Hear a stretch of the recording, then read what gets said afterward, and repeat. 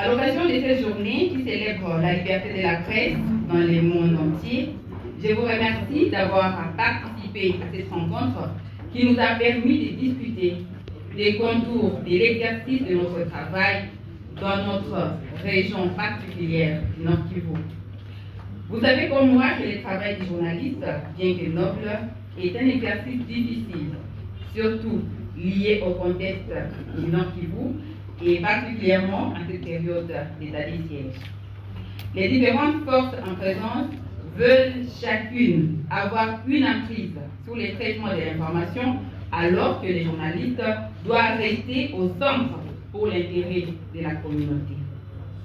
C'est ainsi que je salue la mémoire des journalistes qui ont été assassinés et je m'incline devant notre courage à tous et notre abnégation de braver l'insécurité, les pressions de tous bords et parfois la précarité dans les organes de presse. Le thème national que l'UNPC s'est choisi est « Le journalisme n'est pas un crime ». Et oui, nous ne sommes pas des criminels, mais plutôt des agents au service de la vérité pour le mieux vivre de nos communautés, de notre public. Le thème international de cette année, c'est la presse sous l'emprise du numérique. Oui, le numérique nous a failli et a apporté des bouleversements énormes dans les comportements des journalistes. Mais il est important pour tout journaliste sérieux de choisir les bons côtés de la médaille du numérique, les piles de la médaille pour améliorer notre travail de tous les jours. Puisqu'il faut les reconnaître, il y a parfois des confrères, des consoeurs aussi, qui utilisent les réseaux sociaux pour régler des comptes aux autorités, à des tiers, jetant ainsi des reproches sur toute la profession. Je les appelle ici à comprendre que les journalistes, bien que citoyens, a une personnalité qui lui colle à la peau. Il doit être le modèle social, mieux la face de la communauté. Nous devons utiliser le numérique à notre avantage comme un outil de facilitation et non de perturbation. Le classement des Reporters sans frontières classe la RDC de notre pays à la 125e place sur les 180 pays et territoires concernés. Notre pays gagne donc 24 places comparativement au classement précédent. Cette évolution est à relativiser. La nouvelle méthodologie adoptée, qui donne cette année un peu moins d'importance aux exactions par rapport aux autres atteintes légales, économiques et politiques, peut se traduire par des gros mouvements à la baisse comme à la hausse. Ce qui est important pour la RDC est de bien montrer qu'aucun des grands défis n'a pour l'instant été relevé, malgré un changement de discours et la volonté de réforme exprimée à plusieurs reprises. Sans réforme d'envergure, les exactions continueront à se perpétrer dans la plus grande impunité, malheureusement, comme l'a montré GED hier, avec 75 atteintes à la liberté de la presse enregistrées au cours des 6 derniers mois.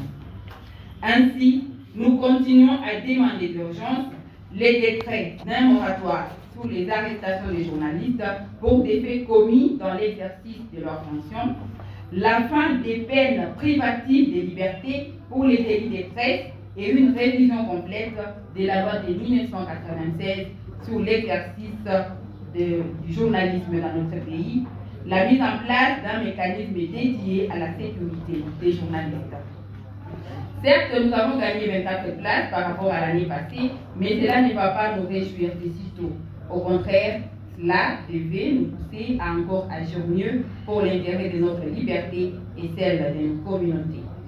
Loin de peindre un tableau seulement sombre de la situation de la presse, laissez-moi saluer à juste titre ceux qui, dans notre province, ont compris qu'être du bon côté de la presse est une des démarches nobles pour construire une société pacifique. Ils ont également compris qu'appuyer la presse pour qu'elle devienne plus responsable est la bonne contribution pour la démocratie.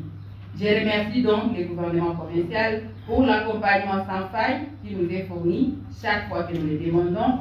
Nous continuons à demander l'appui financier direct aux organes de presse, avec l'espoir bien sûr que notre collaboration va continuer, puisque au fait, nous sommes condamnés d'œuvrer ensemble, étant donné que nos missions se croisent et se rencontrent. Dans la cérémonie d'aujourd'hui, nous avons un événement majeur. Nous allons honorer un doyen qui a totalisé 50 ans de carrière dans la presse. C'est un modèle qui nous invite à plus de responsabilités. C'est un modèle pour les jeunes qui pensent qu'ils se retrouvent dans la presse comme sur un parking en attendant de trouver un bon emploi. Notre doyen, à travers son expérience, nous montre qu'on peut contribuer au développement du pays en restant journaliste, en travaillant de manière responsable. Et voilà qu'il a réalisé 50 ans sans abandonner notre noble métier. Nous aurons un moment pour l'honorer. Je remercie aussi nommément les organisations Boracon, GIZ et Paul Institute qui nous ont appuyés dans l'organisation de cette journée aujourd'hui à Goma. Je salue également les confrères dans toutes les villes et tous les territoires de la province qui ont voulu marquer cette journée afin de faire les plaidoyers pour la liberté de la presse, très importante pour l'évolution de notre profession. Je vous remercie.